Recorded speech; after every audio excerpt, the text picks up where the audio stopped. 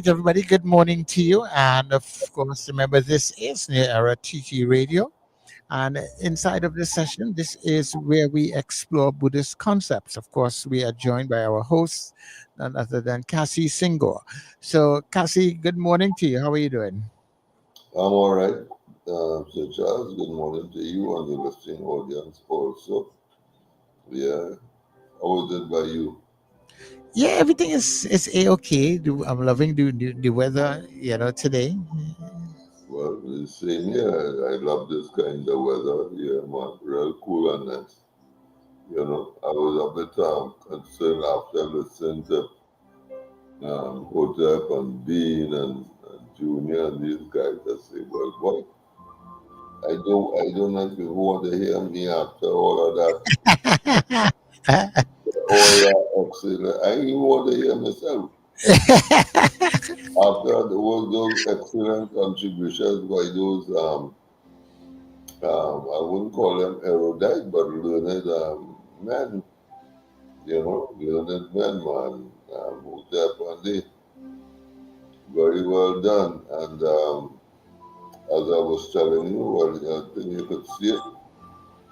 You were talking about technology this morning and elderly people getting to know it, and um, I have been through all the stages that they talk about it in terms of when computer began and that kind of thing. So I've seen the changes. I've helped people to learn, sometimes in the library, sometimes on a one-on-one. I've helped people to learn how to use the technology.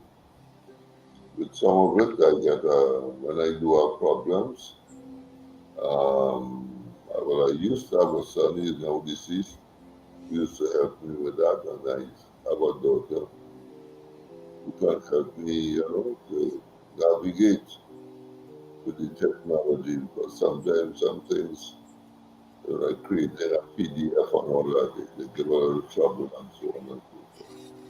Nevertheless, here I am this morning with the rain sort of drizzling at the outside, exploring Buddhist concepts, and hopefully there's an audience who will be listening to me.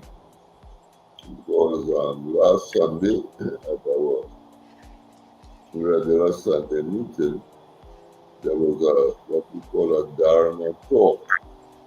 Dharma, as I mentioned earlier on, earlier meaning between the beginning of this when we started the program and now, I mentioned Buddha, Dharma, and Sangha. Those are the three things, let's call them that, in which we take refuge. Don't worship anything here. Well, the Dharma is the scriptures and the teachings. Like what I'm doing here will be considered like a Dharma talk. On Sunday, there was a Dharma talk at our regular Sunday meetings. And I decided to use the information that was passed on there today, because I think it's a very nice form and a very, how to say, pleasurable, if I could use that way, in which to convey certain ideas enshrined in Buddhist concepts. One of the ideas enshrined in Buddhist concepts is what the very first thing that I spoke about. It is the four noble truths, which is to say that there is suffering, there is a cause of suffering, there's a way to end suffering, and a path to the end. So that when we talk about tendencies, bad habits, negative emotions, we are in the section in the second noble truth, so to speak, where we are talking about causes of suffering. So there are different levels of causes of suffering. All right, I mentioned that also. That was also gone into that there are three kinds of suffering, and the suffering of change, and pervasive suffering kind of stuff. All right. So that within all of that suffering, sometimes we very often, if not always, bring it upon ourselves, this suffering that we are talking about. Although the tendency is, of course, to blame others, um, more likely than not, we bring it on ourselves. And I'm not suggesting in any way that we even blame ourselves, but that we have a look, and this is where what was taught last Sunday, I think, is important for today's lesson. What was taught last Sunday is an acronym which spells the word RAIN, R-A-I-N, R-A-I-N. And that acronym has to do with how we look at some of these tendencies. But at least I am using it for that today. On Sunday, it might have been used in a different context for a different purpose, but I am using it today to confront those tendencies that we have, and which I said we most likely bring upon ourselves. Now, the very first letter R in R-A-I-N has to do with recognizing that there's a tendency that we have, that I have, that brings about suffering. Suffering for myself, suffering for others. Sometimes it's suffering for a few others, sometimes it's suffering for many others, or it's just simply suffering for one other. It depends. But nevertheless, there is suffering. So that the R, as I said, is to recognize it. Because sometimes we don't want to recognize it. You know, we'd rather deny it and play around and pretend and procrastinate and so on and so forth. But even in doing these things, we are simply adding to the suffering and not facing it so that we can do something about it. So facing it is the same as, well, not the same, but is in the category of recognizing the suffering. Let us take, for example, I'm just going to use a few tendencies in what I would like to say are different categories. Then.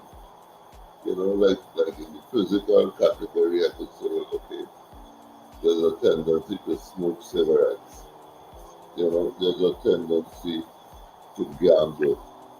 You know, there's a tendency to drink alcohol. You know, um, we have those kinds of tendencies going there.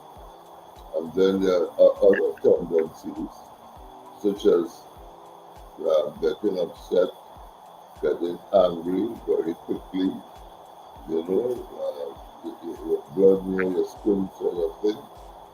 So there's that. And being depressed, there's a tendency for people to become depressed at the slightest thing. You know, sometimes that helps to bring a sort of self-pity then, you know, you want to attract um, self-pity, you want people to feel sorry for you, sort of thing. So you develop a way where you get depressed and then people have to come around and, pat your back and say different words and different things that you want to hear. you get a kind of attention that you may not get otherwise. You attract a certain amount of attention towards itself in that way. You may also, that might also go a bit deeper into victimhood. That you're always the victim of something, and you keep playing it, you keep complaining about being always being the victim.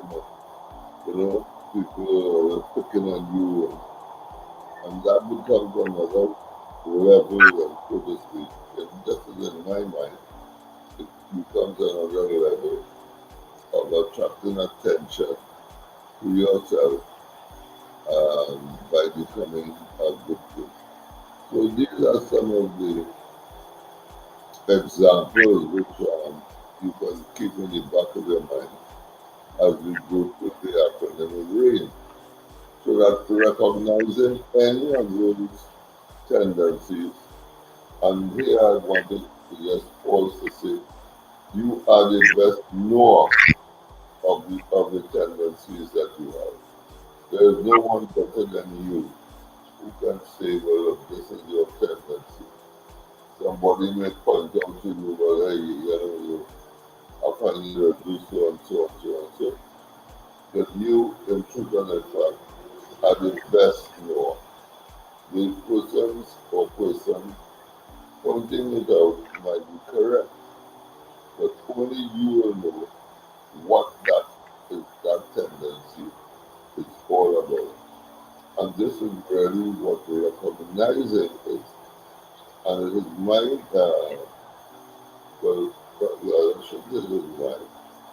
Well, I'm always in my contention, but it is also taught that within the formal structure of meditation, you can sit still, you can calm the mind, and having calmed the mind, you can then look to see. In other words, you can begin to recognize that so and so tendency is there. Sometimes, sometimes you have to bring it up. Sometimes it comes up on its own. Sometimes it might shock you or surprise you that if a tendency arises on its own and you thinking, well, no, that can't be me. I'm not like that. I am a so and so kind of person, as the case might be. Nevertheless, it comes up. And because of denial, you may find it coming up again and again and again, which should alert you to the fact that you need to pay attention to it. So recognizing the first of the activities in the Let It Rain acronym, RAIN, is important and can be conducted in formal sitting meditation. As I said, you can either bring it up yourself if you are aware that something is wrong, that you keep doing so and so, and you really want to not do it anymore, you want to stop doing it. When you start to look at it now from a still point of view, rather than a panic point of view, and you begin to, this starts you often into the direction of solving or resolving your situation, or the situation, the problem, which it may not be the best thing to claim it as yours because you wanted to make some distance. And this is where the aim might come in. So you are really allowing the tendency that you are seeing now to manifest itself in the formal sitting of meditation. Or maybe it might come up in your socializing, or it may be pointed out toward you in an office setting or a school setting or in any setting for that matter where other people might be affected by the tendency itself. As I said earlier, it might be affecting others and it might be affecting you and others. So you are allowing, however it should manifest. And I am more speaking towards it arising in formal sitting meditation because there's a more opportunity for clarity in that regard. You know, will not be cluttered up by, a kind of talk about this and that and judgments. You know, people can be making judgments. You don't want to do that in the allowing stage.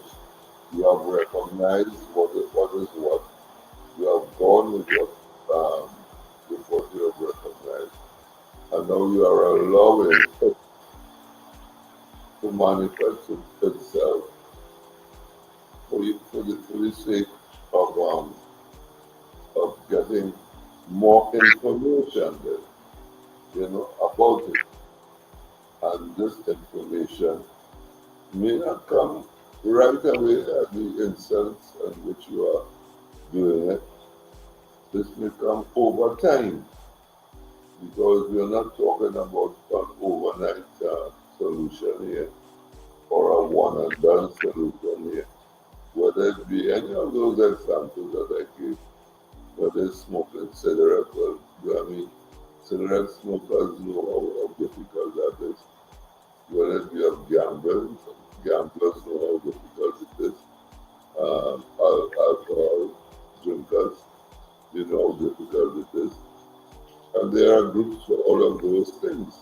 You know, so I'm not in any way suggesting that these things are solvable simply by sitting in meditation and recognizing and allowing and the others which I'm going to speak about because there are groups, very good groups that I know of where uh, one can sit in a group. Um, I think they call it the smoke cessation group in hospitals in Trinidad, you know, not everywhere, but in some parts of there's a smoke cessation group. And you said to people who also want to stop smoking cigarettes. And I would certainly urge people who want to kick the habit to find out more about where you can go to get that. You know, but in addition to that, because I'm a practitioner and because I have been practicing for many years, I know that practice supports that, and vice versa. That joining a cessation group supports the practice. So, in other words, that they go hand in hand.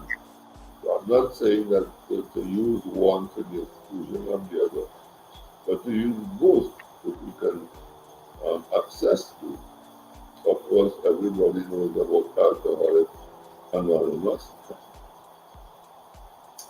Don't hear much about them again, but I'm sure that groups exist. Sometimes these groups are within other groups, and there may not be an Alcoholic Anonymous per se. Just a group by there used to be one I know in St. Anne's in North Trinidad, um, in the mental hospital, I think they call it. But I don't know whether it also exists there. But as I'm saying, what I'm referring to is that there are groups and there might be groups within groups.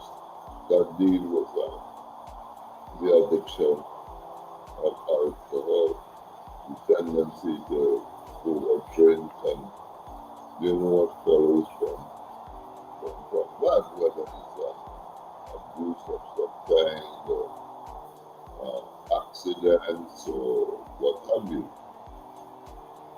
So, and then of course, anger. There's a lot of talk about anger management. So that there are groups of them that deal with anger management.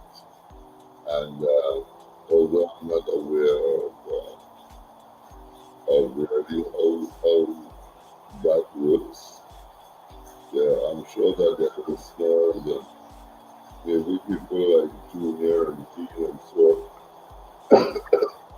uh, know of the anger management is carried out, you know. But I used to also teach life skills, and in life skills, there's a component for anger management, you know, so that you know you create scenarios in which anger arises, and then you propose or you ask your students to propose solutions, and very often they come up with excellent solutions themselves. I've heard Sarah give examples of that as well as a life skills teacher. During Australia, she has done that successfully, and I know of others who have done that. So again, this goes hand in hand um, and is supportive of each other with what I am proposing as a meditation procedure in which you sit, recognize your anger, allow it to manifest uh, while sitting, and then you move on to the I in the room. Remember, we are dealing with an acronym called RAIM. So you move on to the I, which is to investigate. Well, you might think, well, hey, you know, you're going to investigate that. But what we are doing here now in investigation, well, you can do a number of things, which you might have done maybe in the two previous stages, but you are heightening it now in that you are investigating the triggers for these habits. You know, what comes before, what prompts you to want to smoke. You know, what prompts you to want to gamble or to want to drink alcohol or to become angry or to become depressed or to become to play the role of a victim and case might be, or to be a procrastinator. You know, some people have a tendency, a habit of just leaving things, you know, because I talk about these groups and so on. People who know that they have the tendency will procrastinate about getting in touch with these groups. But in their thought, thinking that, well, you know, you have the time, and, you know, well, this is not really the truth because they don't know how much time they have, or, you know, anything like that. But nevertheless, procrastination is there, and therefore they will put it off and put it off and so on. But it's there. So you are investigating the triggers there, as I would say. You want to see what really begins because uh, but it has become kind of common knowledge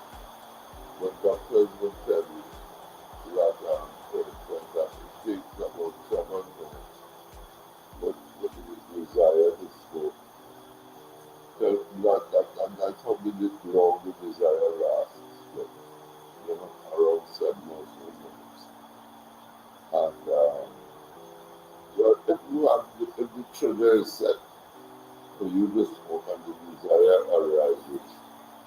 And there are going to be 7 minutes in which that desire is going to last. You know? And you can investigate at that time what the trigger is, what and what you propose to do. And you may also reach the point of examining and investigating the aftermath of either succumbing to the desire or refraining from carrying out the desire. And this, I think, is more applicable to sitting formal meditation rather than group work.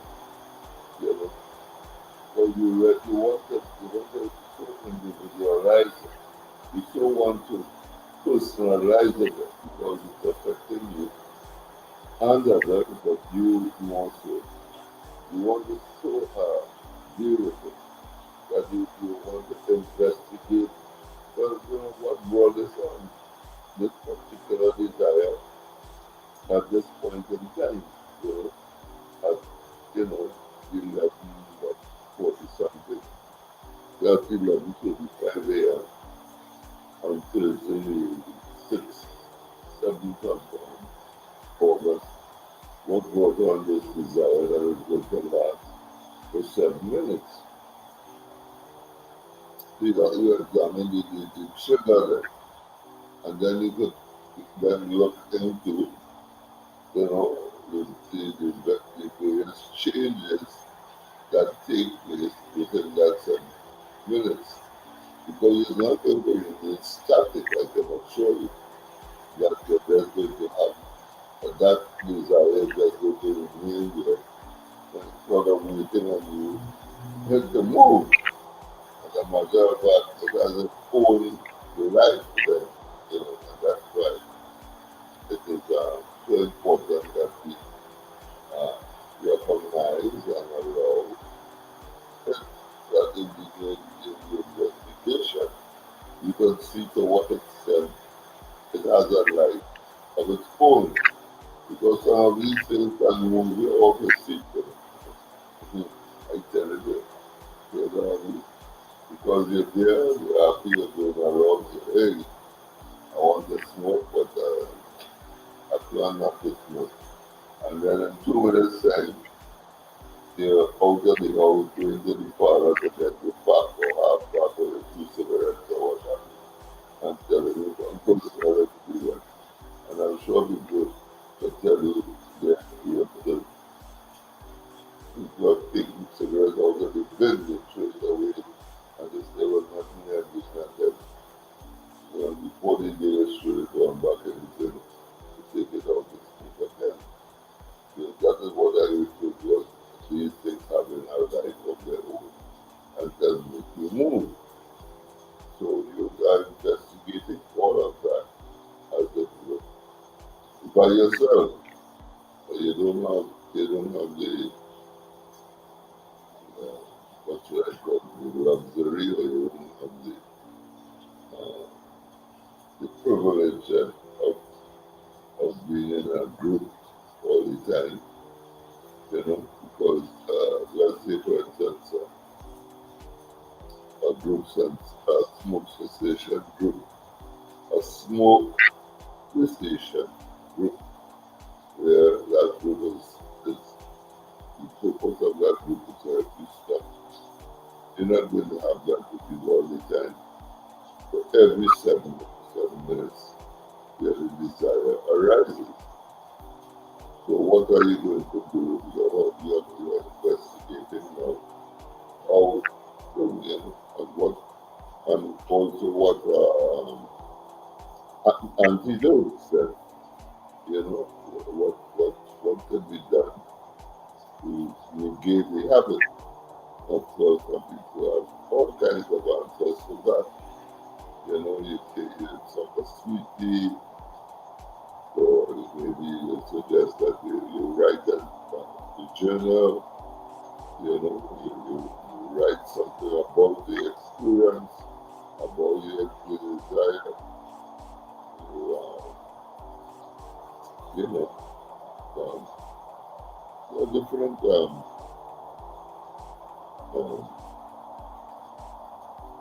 remedies, different remedies that people propose for these kinds of things. It will be difficult to propose a remedy for anger if the blood near your skin. You certainly need some management here, and you certainly need to stop for a while in meditation.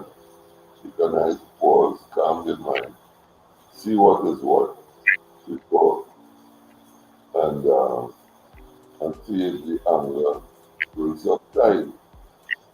So you're investigating all of that. You're investigating what brought on the anger, trigger what was the anger. It may not be one thing all the time, but if your blood near your skin, well, you would know what triggers your blood to reach to that point, to that boiling point, so to speak, you know.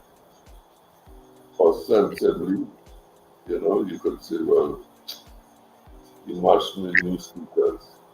But is that really because? Is that really because of your anger? You know, you can now examine that, investigate that. That might be the outcome cause, or she getting vexed, or he had no right to say that.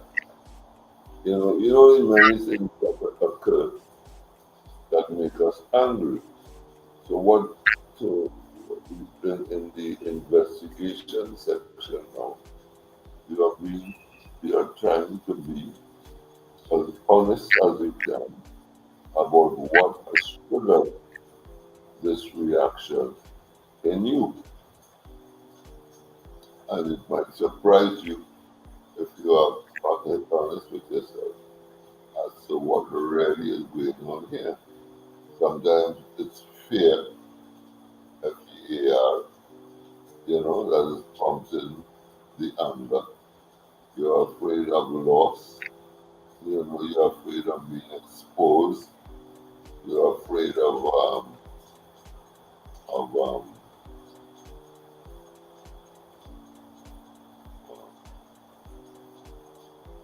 shaming, being shamed. I suppose that might be the same as being exposed and all of that. But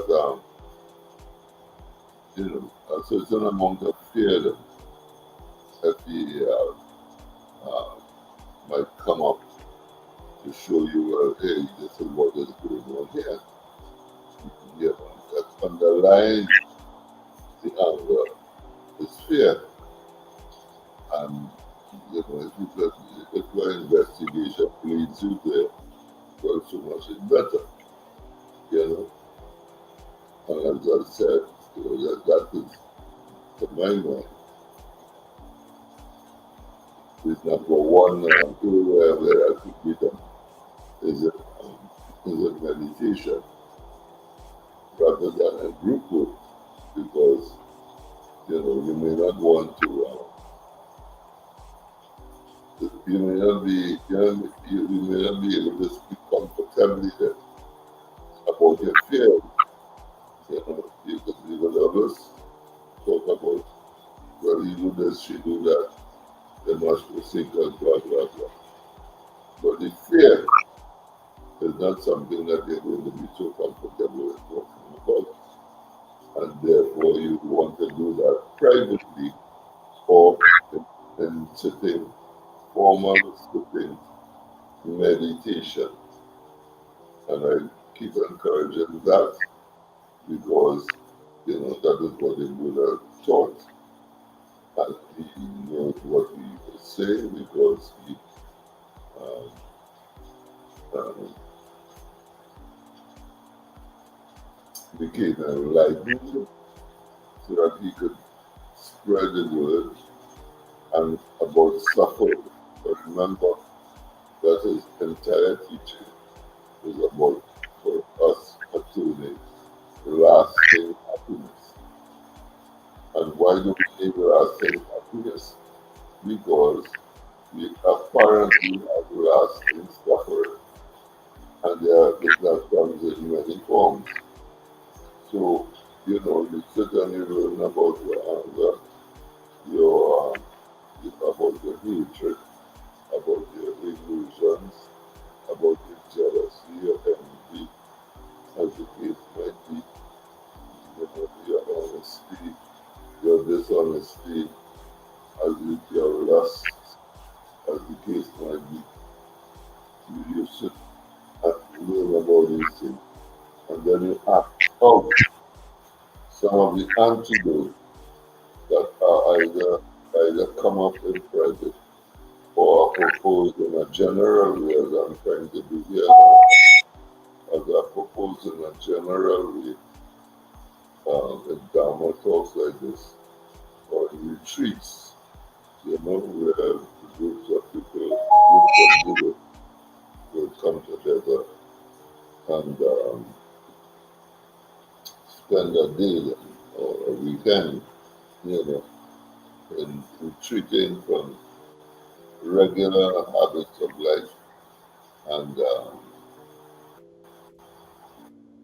acting out uh, activities which are more akin to a virtuous life, which are more uh, akin to solving some of the tendencies, the problems, what we call cliches in Buddhism, to solving them, so you know, bringing about circumstances where the R of recognition is practiced, the A of allowing is practiced, the I of investigating is practiced.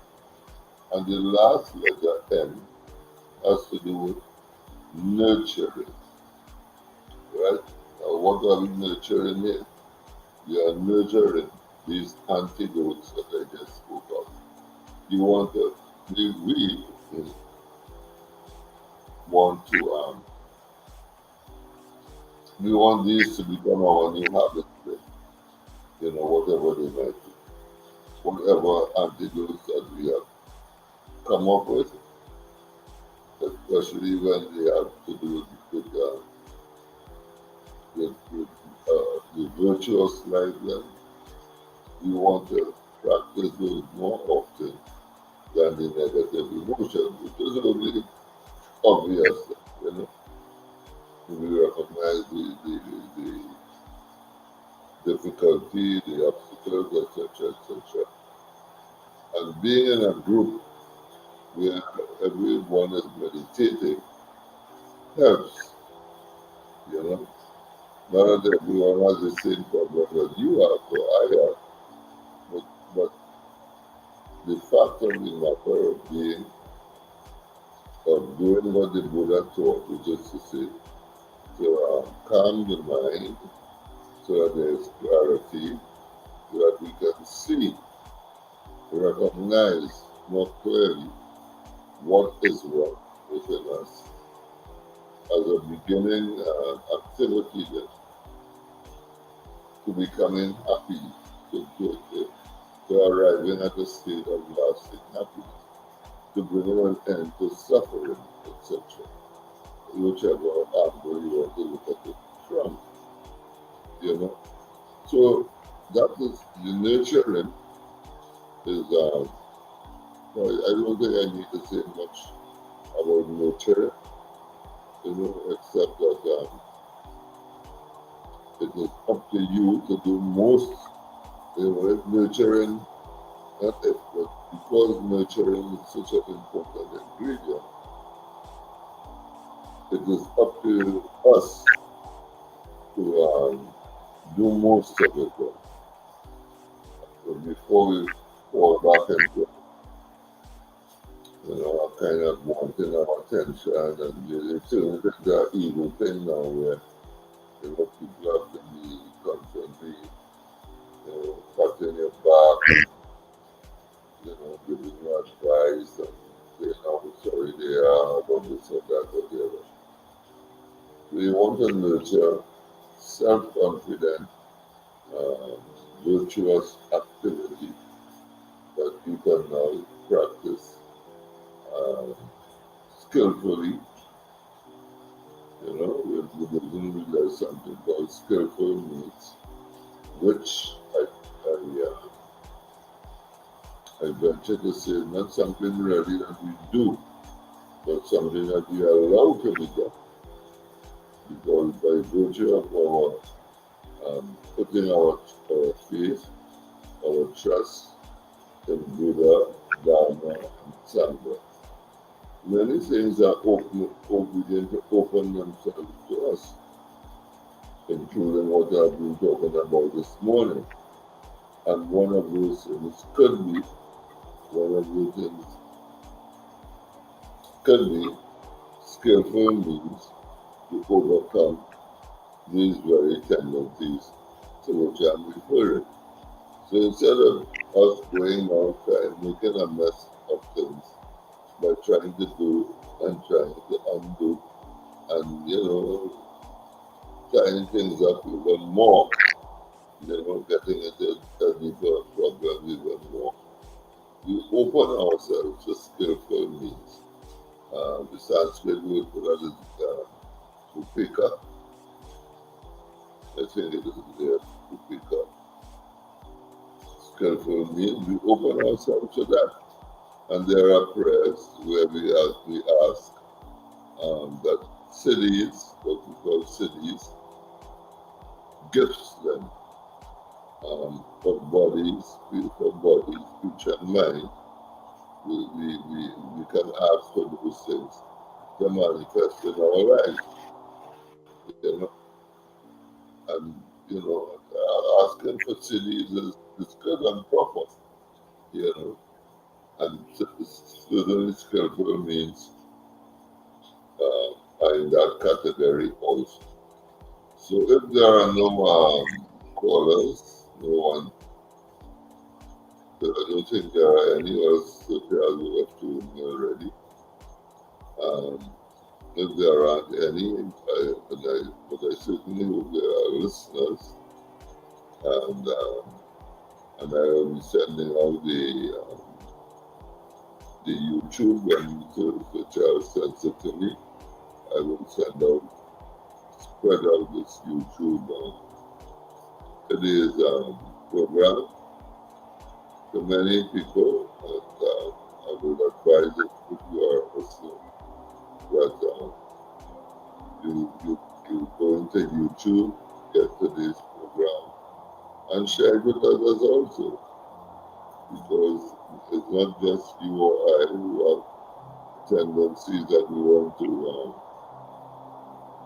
get rid of, we want to transform into virtuous beings, but many people, and this is part of what we do in Buddhism, and as we do every day when we sit in meditation, where we acknowledge that we are doing this for ourselves and for the benefit of others. So get the YouTube for today, spread the word generally for New Era TT Radio. And as I close, let me thank the Charles for giving me again another opportunity to speak for this length of time, and hopefully it will bring some solace, some good directions to my fellow man in Trinidad and to man elsewhere in the world.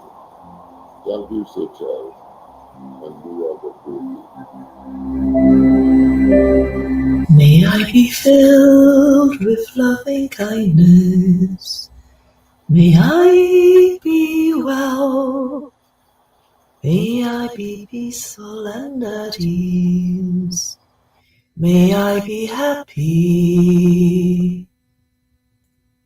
May you be filled with loving kindness. May you be well. May you be peaceful and at ease. May you be happy. May we be filled with loving kindness. May we be well. May we be peaceful and at ease.